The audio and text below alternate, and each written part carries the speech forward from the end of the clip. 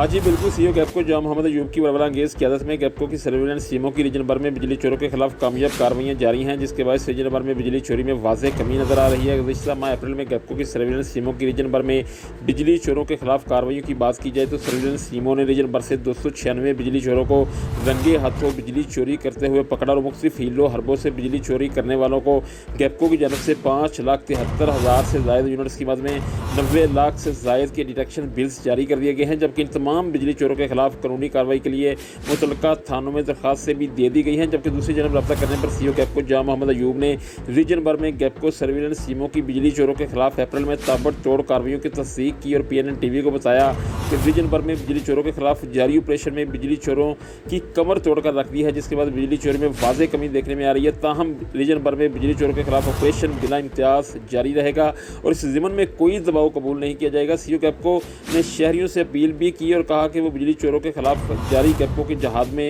इनका साथ दें और बिजली चोरों के खिलाफ गैपको की हेल्पलाइन नंबर 118 पर इत्तला देकर अपनी कौमी जिम्मेदारी पूरी करें।